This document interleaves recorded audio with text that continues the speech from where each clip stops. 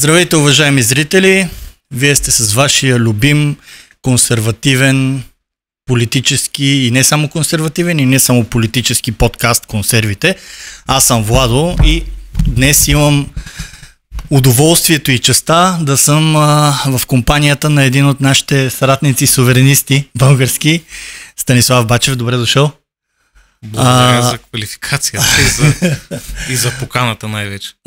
Преди 3 месеца започнах две от твоите книги да ги чета. Прочетох параметри на постамериканския световен ред. Преди това започнах с България в голямата игра и там в началото в прелюдията пишеш, че както казах в оная книга, викам, той има и предишна книга. И всъщност почнах от нея. Като продължение, която се фокусира изцяло върху България в рамките на този постамерикански световен ред. Така.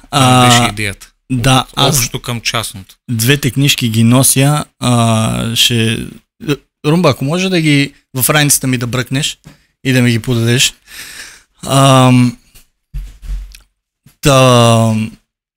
В двете книги, преди да започнем, защото имам няколко въпроси от тях, ето ги двете книжки за нашите... Благодаря, че ги представяте.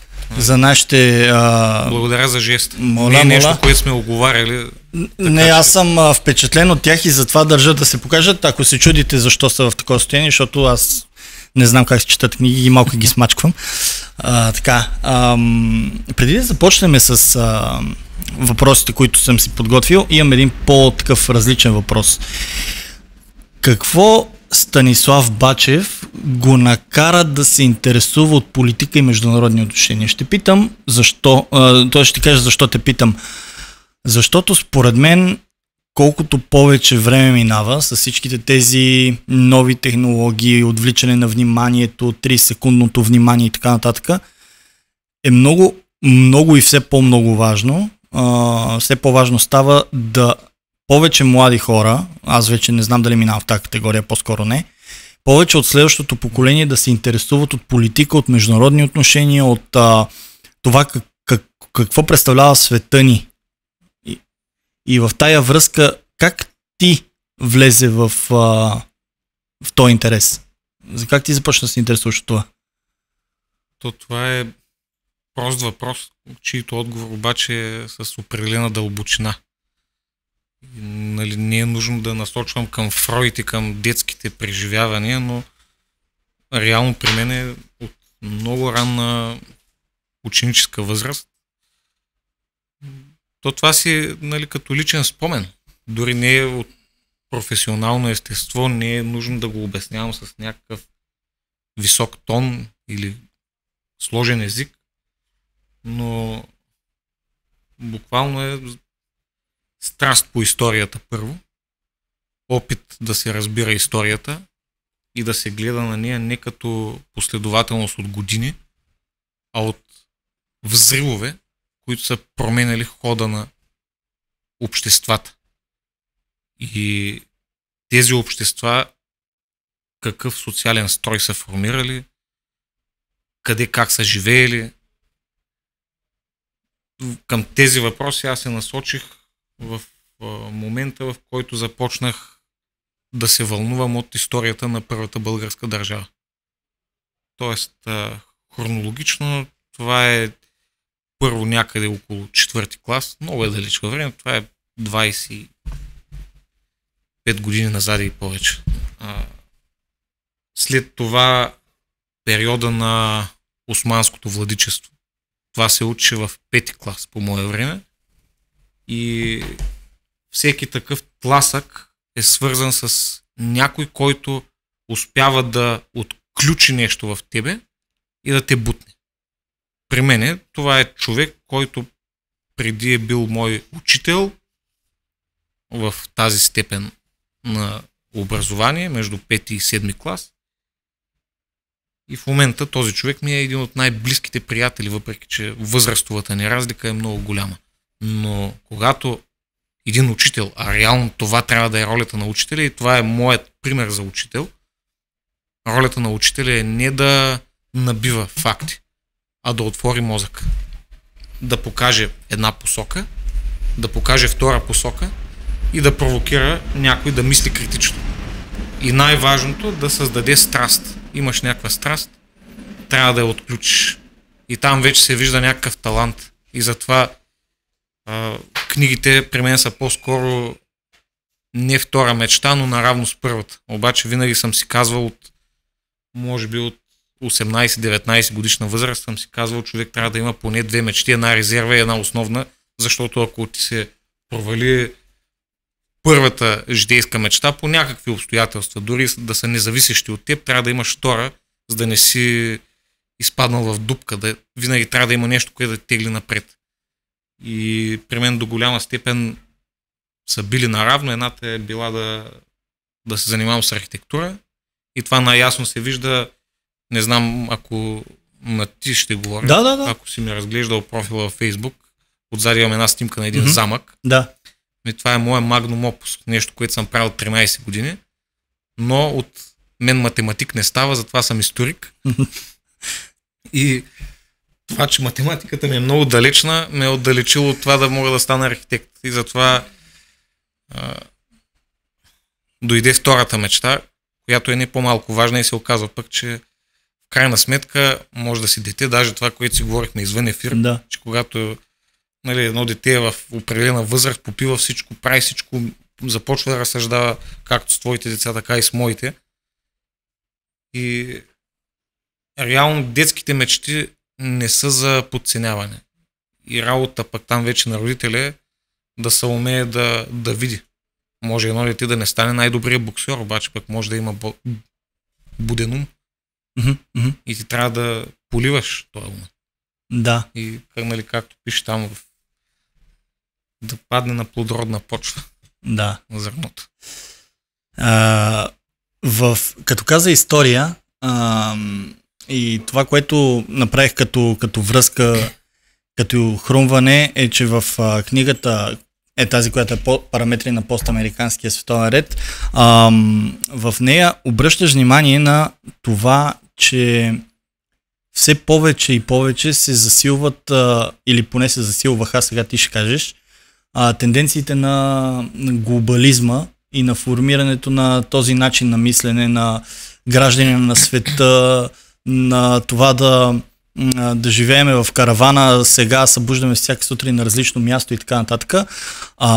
Въпросът ми тук, който ми е интересен да ми отговориш, ако можеш, е дали с разпадането на това, което имахме като хегемония на Америка, дали се променя това нещо или самата идея на глобализма се запазва в по-разчупен вид, в по-раздробен вид?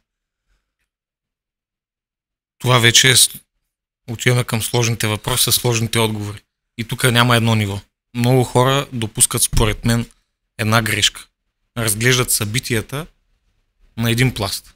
Най-често геополитически. Те виждат, срещат се, примерно, Путин, Тръмп, Путин, Си Цзинпин, Ким Чен Ун и така нататък. Или този направи какво си, каза и какво си. Но това е геополитическия пласт. Под него е дълбочината. Това, което остава. Тия хора, те създават своето време, те създават предпоставките за формиране на архитектура на сигурност, но тя е рамка. Но над тази рамка, която е или правна, или военна, или общо казано архитектура на сигурност, но едновременно опаковката на тази рамка, но и нейната дълбочина и ядрото, това е културата. Реално аз не съм човека, който измисля този синтез, това синтезирано изречение, което казах. Един от първите е Освалд Шпенглер. Залеза на Запада. Двата тома. Реално той пише за Залеза на Запада не сега, когато е популярно да се говори, макар и той да го казва в друг контекст. Там е Фернан Бордел, граматика на цивилизациите. Поредица учени, при това западни учени, които са били критици на своето време, на хората, които са управлявали, са достигнали до идеята, че в крайна сметка културата е тая, която движи. Може политиката да насочва културата, Но това, което остава, дълготрайната следа, това е културата. И искаме или не, ние говорим за постамерикански световен ред и аз защитавам тази теза от, реално я защитавам от 10 години някъде, но в книгата официално артикулирана, така че да се знае, че това си е моя теза, с моите конкретики в нея, не общо, от при 5 години, когато излезе тая книга, ние може да преодолеем американската хегемония на геополитическо ниво. Но все още ние не можем да преодолеем начина на живот, който е създаден последователно и от Англия, Великобритания, Английската империя, чийто наследник е САЩ. Аз разглеждам историята като последователност от империи, които оставят нещо и се наследяват, така наречено транслацио империи. И от едната страна е западната нишка, от другата страна е източната, общия корен е Римската империя. Западната проекция, ние ги знаем, Свещена Римска империя, Наполеон, след това Английската империя, сега Щатите. От изток, там вече и ролята на България, нещо, което на руснаците, например, не им харесва много да се казва, но аз съм на първо място българин и си помня историята и изворите и е хубаво да ги припомняме и на тях, и на Запад, и на изток, защото и за Запад, и с изток сме имали взаимодействие и сме дали, и сме взимали и така нататък, но източната от Византия към араби, към нас, от нас към руснаци и до ден днешен това, което те правят. Но това, което спомена ти, каза един израз, който аз съм използвал в голямата игра за караваните, за начина. То това е реално, да се събуждаш всеки път на някакво ново място. Вижте аз колко съм свободен и... реално не си. Това е просто културното наслагване, създаването на този образ от щатите за свободния човек, човека на света. Ето аз, не е нужно да съм националист, патриот, това са отживелици. Аз искам да си хвана караваната, да се събудя някъде, да гледам слънцето, изгрева. Това е по-скоро, което обхвана нашето поколение, тъй като ние сме сходни поколения. След това вече дойде на поколението след нас, 30-секундното TikTok поколението. Тези неща искаме или не остават. И те се мултиплицират и се променя само облика, но основата остава една и съща. И тя е човек без национална идентичност. А за мен като българин, като патриот, не казвам националист, но за мен това не е лоша дума. Консервативен човек, за мен загубата на тази национална идентичност прави така, че държавите да се контролират по-лесно. Което пък противоречи на определението, което ти даде в началото, суверенист. Следователно, нашата задача трябва да е да направим така, че да изграждаме първо съзнание за това, че ние тежим, че ние сме дали нещо на света, че имаме още какво да дадем, защото ние най-често вече се хвалим с минали неща, с Ботев, с Левски. Но ако си зададем въпроса какво мащабно нещо сме даваме в момента, не говоря за шампион по информатика, един или който после започва да работи за корпорации като Facebook, Google и така нататък. Тоест той вече не е в полза на България, той е в своя лична полза и в полза на някоя корпорация, както ти каза, глобалистка. А къде е България в случая? Става малко вече, даже се отклоняваме от един въпрос, затова казах, че тук пластовете са много. И ние трябва да гледаме краткосрочно, средносрочно и дългосрочно. И за съжаление ние в момента губим дългосрочната битка. Не сме само ние и като цяло, други държави с горе-долу с нашите характеристики, с обща култура, обща история и така нататък, с които имаме преплитания. Независимо, че може да има и отрицателни търкания и така нататък, всяка история, всяка междудържавна история има своите моменти. Но за мен загубата на паметта е основата. И ние трябва да правим така, че да преодолеем това, което вече има оформено като поколение, може би сегашните между 18 и 25 години, те са едно загубено поколение, защото те нямат цел, нямат национална посока, нямат национална мечта. Това лично аз съм го задавал на 2-3 поредни випуска ученици. И то в 11 и 12 клас. Например, започвам учебната година с въпроса: имате ли мечта като българи, независимо от етноса? Тъй като те са представителна извадка за цялото общество. Ако погледнем един клас, втори клас, трети клас, в едно училище, второ училище, тези хора, които, не казвам деца, 12 клас, те са вече зрели, навлизащи в така наречената джунгла, те трябва да имат някаква цел. Но имат ли? И тук е въпрос: имаме ли като общество в момента национална цел? Не говоря за еврото. Това не е национална цел и не е мечта. Къде е нашата мечта? Нашата мечта беше погребана в Ньой. Горе-долу тогава. Психологически, като народопсихология, тогава беше пречупен. Да. Нашия... И в тая връзка, именно за краткосрочните цели ми хрумва един, така, сега в момента ми изниква един въпрос. Аз имам приятели, и то за съжаление не са малко, които именно в името на това да живеят нали, неангажирано, да живеят свободно в сегашната форма на свобода, където аз ставам, отивам някъде на почивка с приятели и нищо повече, защото няма да се ангажирам. Съответно стават на 30, 35, 40 и нагоре години, не са формирали семейство, не са спряли на дадена жена или мъж, нали, в зависимост. И съответно изпадат в един момент в една ситуация, в която те вече започват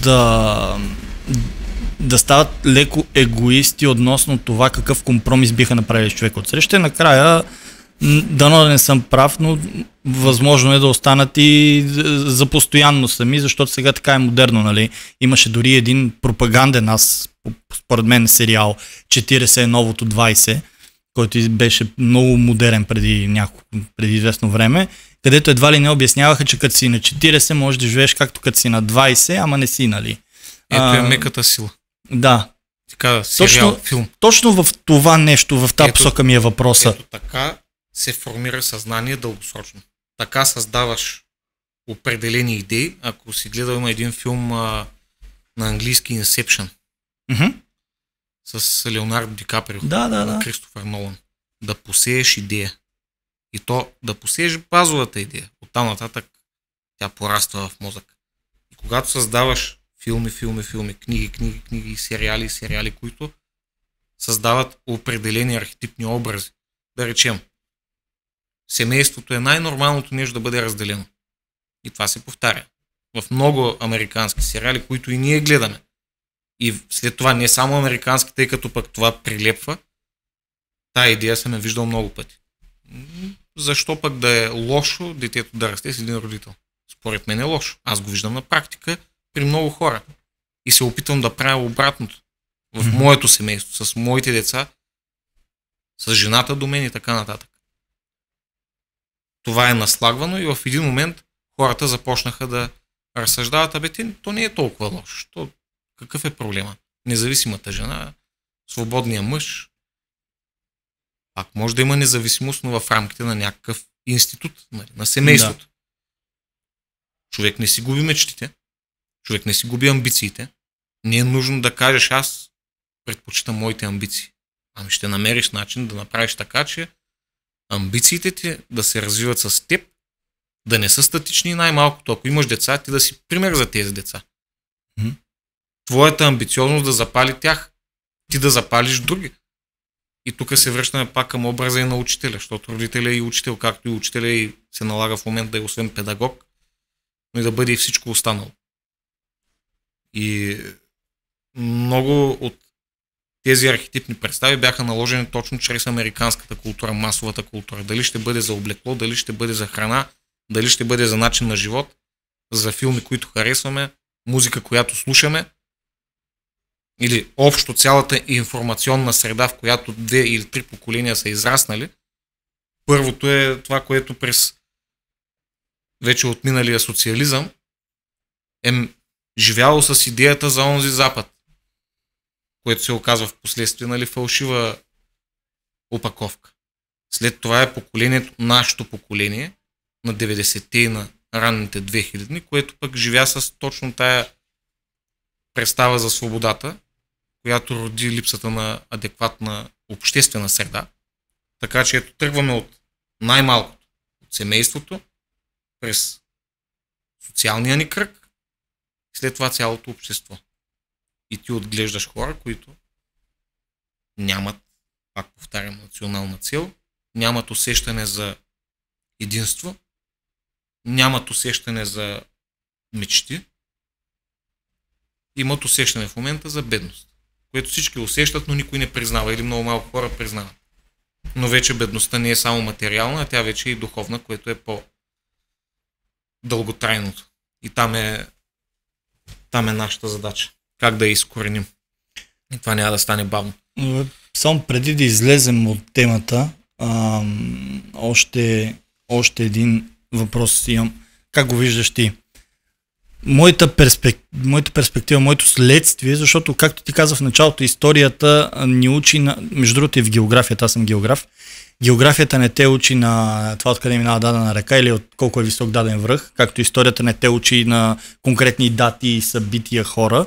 Учите на причинно-следствени връзки. Да. И като погледнем причинно-следствената връзка на това, че се атакува най-малката градивна частица на обществото, именно семейството, моето наблюдение е, че когато мъжът остане сам и жената остане сама, те в един момент са принудени да изпълняват и двете роли, и мъжката, и женската. Тоест, мъжът става да го кажем, мек, нежен, нали, почва да възприема черти, които не са типични за него, да е силната страна и дори до известна степен грубата, докато жената пък нали, се принуждава да изпадне в другата крайност, в която тя е и баща, и майка, и силен, и бизнесмен, и нежната страна, и обгрижващата. Даже не съм сигурен коя е по-лесна от двете роли. Тоест това размиване на ролите в най-малката градивна частица семейството ли е в... това ли е най-силното оръжие на глобалистката идея? Очевидно да. Културата се създава точно чрез тези подсъзнателни актове, които трябва да въздействат първо на редица хора, които създават общество, което в крайна сметка е болно. Много добре посочи точно за ролята на мъжа и на жената. Ако пък има и дете, което затова казах, че деца, които растат с един родител, това се отразява в последствие, може да не се осъзнава на момента. Да речем, най-вече при момичетата, липсата на фигурата на бащата в определена възраст, след това провокира определени представи за това какъв мъж се търси. Винаги през целия живот тя ще търси бащината фигура, което пък води до други залитания. При момчетата липсата на бащина фигура води до също определен тип залитания. Чисто в поведението му в обществото, в отношението му с другите. Липсата на майката от друга страна също. И то си е психологически доказано, че в определени възрастови диапазони повече влияе, да речем, бащата, в други повече майката, но има допълване. И тук пък е, нали, за самия мъж и за самата жена, пак се връщам на аспекта за разделеното семейство. В момента не се така да го кажа, представя в положителна светлина, когато нещо се счупи, да лепиш и да поправяш, а се налага идеята, като се счупи нещо, се хвърля. Само че моята представа не е такава. Няма перфектност в живота, няма идеалност. Имаш проблеми, всеки има проблеми, всяко семейство, всяко общество. В крайна сметка, ние сме хора и сме създадени хора за да страдаме. Но то е необходимо страдание, защото това те прави по-извисен, по-реален, по-истински. Защо трябва да, като си намерил да речем половинката, всеки има проблеми, значи трябва да надживееш тези проблеми, да ги израстеш и по този начин да покажеш на детето това, което ти не си видял като отношение от твоите родители. И това пък е друга психологическа черта, която и аз също съм преживял. Неща, които съм виждал като грешки в моите родители, в момента се опитвам да не ги правя аз. Така че понякога и грешките, даже не понякога, винаги грешките учат на нещо хубаво. Но стига да се умееш да ги видиш и да ги разбереш. Mm-hmm. Да, това задълбаване беше в следната посока. Понеже говори преди малко за дългосрочни, краткосрочни цели, според мен, за да стигнем до дългосрочните, ни трябва да стигнем, в смисъл чисто физически, трябва да оцеле обществото ни до там. Какви според тебе са краткосрочните, които трябва да си поставиме? Напълно директно, за да се постигне крайния продукт здраво общество, първо ние трябва да си извървим пътя на страданието, който в момента изминаваме. За мен това е необходимо страдание, но първата стъпка е отговора на въпроса кой задава посоката в една държава или в едно общество. За добро или за лошо, посоката се задава от елита на тази държава. Моята гледна точка и тезата, която защитавам в почти всяко едно мое публично участие, е, че България няма елит, а има антиелит. Така че първата стъпка е смяна на антиелита, което пък води до следващата стъпка и това е също нещо, което смятам, че ако не е моя теза, то съм от много малкото, които говорят за нея. Нужда от нов обществен договор. Обществен договор, който да създаде нова рамка, да проектира нов елит, не антиелит, който да осъзнава тези проблеми и да започне 1, 2, 3, 4, 5. Във всяка една сфера, във всяка една дейност на нашето съществуване тук като българи, не визирам само етноса българи, вие знаете и го говорихме преди предаването, аз съм от Шумен, опитвам да живея в Шумен, но Шумен е една от областите в България, но само че области като Шумен има поне още 6. Половината България е с смесено население. Не случайно го отбелязвам. Ако искаме да запазим България цяла, ние трябва да създаваме българска идентичност. Не само в етническите българи, а и в етническите турци, цигани, арменци и така нататък. Те трябва да живеят със съзнанието и да осъзнават, че тук е по-добре от Република Турция. И тези, които ходят и които говорят с мен и сами ученици, да речем, или приятели, те го осъзнават. Ние тук не осъзнаваме какво имаме. Така че в тези задачи това е едното. Българска идентичност в училищата. Да се знае. В момента, ако погледнем учебните програми и планове, предмета история по-скоро остава на заден план. В момента говорят за предмет религия, въпреки че съм консервативен, аз съм против това нещо, защото не се осъзнават усложненията от въвеждането на такъв предмет. Но има един, в момента в сегашната програма, има един предмет, който е насочен към българина, към гражданина. И не случайно е тук е отново глобалистския елемент. Предмета се казва гражданско образование, който аз го преподавам. И в учебниците по гражданско образование, първо тези наши учебници, по които се преподава в България, те са собственост на издателства, които са били български, но вече са продадени и са собственост на германски компании. Това също не се казва. И в тези учебници няма нито една дума за България, нито една дума за патриотизъм, а има единствено диверсификация, интеграция, преодоляване на различията, включително полови и всички други такива. Но няма една дума за патриотичност. Няма една дума за, както казваше един от доайните на нашата политика, макар и да е отрицателна фигура, заедност. Знаете, предполагам за кого говоря. Да. За Ахмед Доган. Да. Но това е ключова дума в крайна сметка.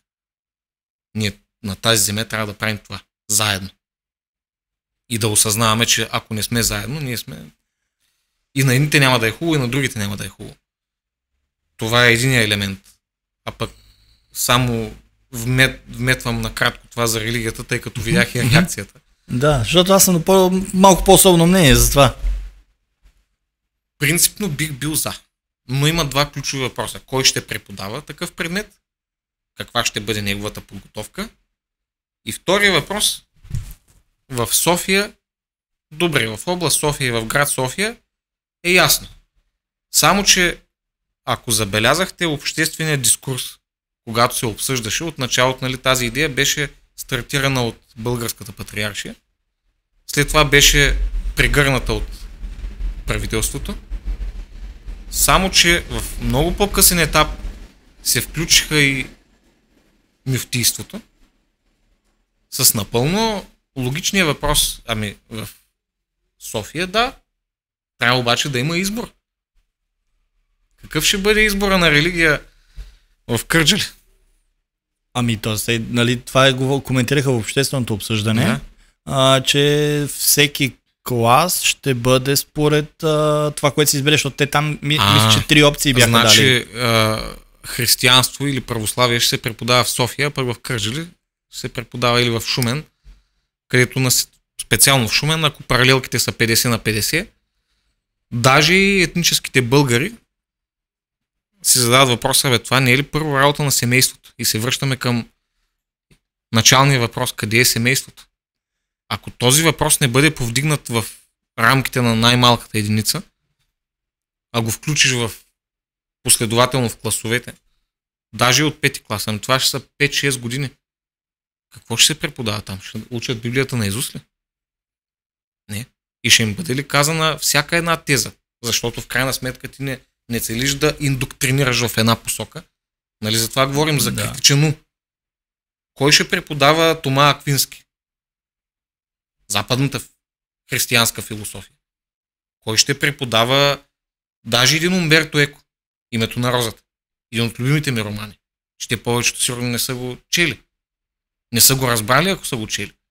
Не можеш да преподаваш само едното. Трябва да преподадеш целия спектър на християнството. И не само на какво правим. И в крайна сметка една добра идея може да се превърне в катастрофа, която ние в момента не осъзнаваме и ще стане точно като семето, което се посява на глобализма. Искаш едно здраво общество, а резултата ще бъде отхвърляне, защото е насила.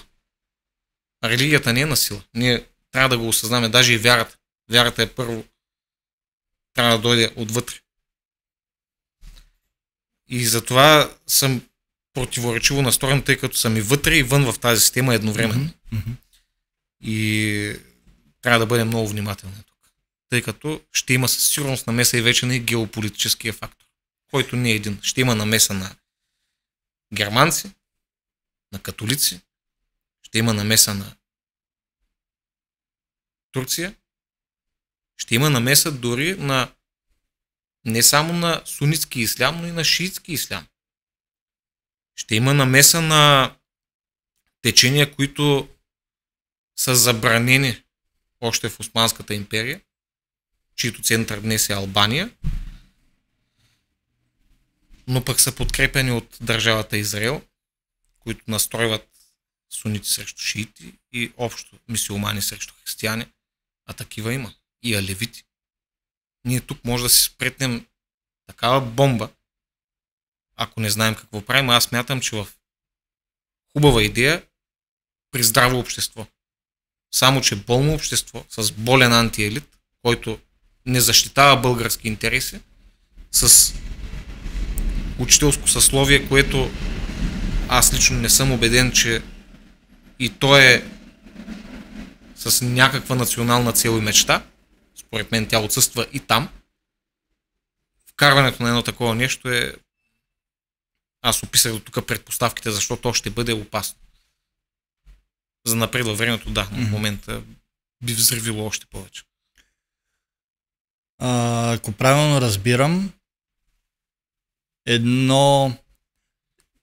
ако правилно съм те разбрал, това с изграждането на добродетелите, което е основния фокус въвеждането на този предмет. Добродетели и ценности чрез религия или преди се казваше етика и право. Така, и ние сме го учили. Той сега го имаме между другото като избор. Етика и право, така се казваше учебник. Твоя фокус е по-скоро, че трябва да идва от семейството като елемент, като единица, защото наложено от държавата чрез образование, чрез образователната система го централизира и това е до някаква степен рисково. Не, за мен централизацията на държавата не е лошо нещо. Само, че ние трябва да осъзнаваме нашата история. А от 10 век насам в нашата история върви една двулинейност. Два пласта. Единият е народностния, другия е държавния. Това говоря за богомилите. Да. Ние го даваме това на света и на Европа. Може да е отрицателно, може да е положително, ние го даваме на света. Но това, което България преживява при цар Петър, а всъщност като процес започва при цар Симеон, казвам го, тъй като малкият месин се казва Симеон точно по името на цар Симеон. Аз осъзнавам неговото величие, но осъзнавам и неговата трагедия. Но липсата на вяра в държавата започва тогава. И това е една линия, която продължава до днес. Само ние казваме, обичам страната, мразя държавата. И това тръгва и после и на изток от нас. Аз съм за централизацията, но ние трябва да осмисляме, че нашето общество не е упростено. Винаги в българина, казвам общо събирателно българина, има недоверие към властта. И това се показва, не е нужно да гледаме социологически проучвания на колеги, но първо е недоверието към властта. Мани ги те са, еди си какви. Ние не живеем с идеята, че те ни защитават.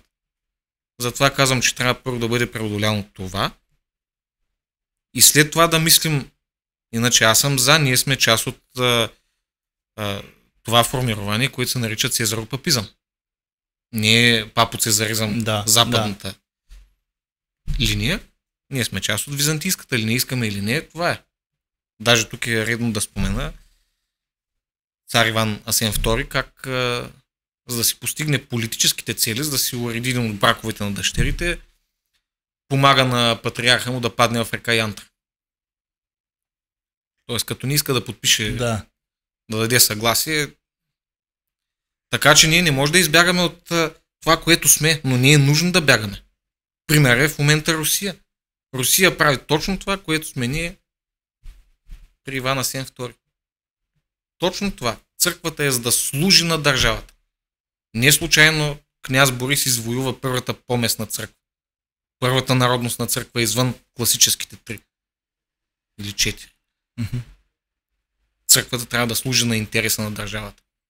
Обаче, за да служи, трябва да осъзнава всички тези предизвикателства вътре на нашето общество. А нашето общество в момента, аз затова казвам първо проблемите, а след това може да си говорим хубавите неща, но предпочитам да съм реалист. Не остана време за хубавите неща. Аз между другото си бях подготвил едно изречение. Това, което ми харесва в България в голямата игра е, че не го представиш като класическото неотменимо апокалиптично бъдеще за България. Но това ще го оставя за друг път, защото този път сме се разбрали да сме по-къси във времето. Затова има един последен въпрос. Не остана време и за геополитика даже. Да, не е малко в друга посока, но ще дойдеш пак. Дано да е интересно и за зрителите това, което говорим. Ще дойдеш пак, за да коментираме по-голямата картина. Това, което искам да те задам въпрос, един въпрос, който често задаваме на нашите първи гости, за първ път, като са при нас. Днес в 21 век, що е то да си българин?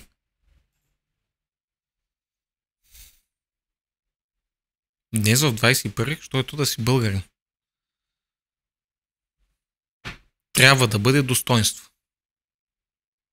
Да си осъзнаваш тежестта на миналото и отговорността за бъдещето. Но да знаеш кой си. И така ще можеш да си извоюваш интереса. Да защитаваш това, което имаш. Ако не знаеш кой си, с всичките ти минуси и плюсове в историята, няма да имаш и начин да се защитиш.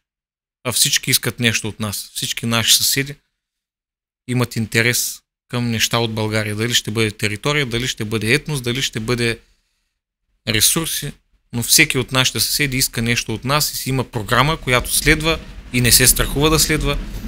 А в момента само ние нямаме стратегия спрямо нашите съседи, спрямо нашите регионални партньори и съперници, спрямо всички. Така че да си българин през 21 век, а този век, 1/4 от него вече минава, имаме още време от него, достоинство. Ние трябва да живеем с достоинство. Да. И да оценяваме тежестта на миналото като плюс. Ние сме живели всичко. Даже има един израз. Те в момента четат книги, които ние сме написали и сме забравили. Че сме ги написали. Да. Уважаеми зрители, днес, както отбелязах, е по-кратка срещата ни по молба на госта, пък и не само. То обаче, предполагам, че ще дойдеш отново, за да може редовно идвам до София, да си говорим и за голямата картина, за което сега не остана време. Тя първо ще става по-интересна, така че... Да, ще има повече какво да се говори. Ще коментираме 3 парада от тази година, които днес беше 3-я, нали, в Китай. Не знам дали успя да го гледаш. Видях, да. Имаше неща, които аз не знам даже и за какво служат. Постамериканския ред се формира, но остава да се легитимира. Това е ключовото. Легитимацията. Отваряме леко открехваме вратата за следващия разговор. Благодаря ви, че бяхте с нас. Препоръчвам 2 книги на Станислав Бачев да ги намерите и да ги прочетете. Той има и още една, която аз все още не съм намерил да я прочета. Но ще стане и това. Абонирайте се за нашия канал в Patreon, основно за да знаете какво ще стане на 150 патрона в Панчевкаст. В неделя очаквайте казионното консервиране. Кой ще бъде гост, ще видите. Кой ще бъде в екипа. Има какво да се коментира тази седмица, както отбелязахме току-що. И камбанки, чанове, лайкове и всякакви други чуждици и наши думи. Благодарим ви, до скоро.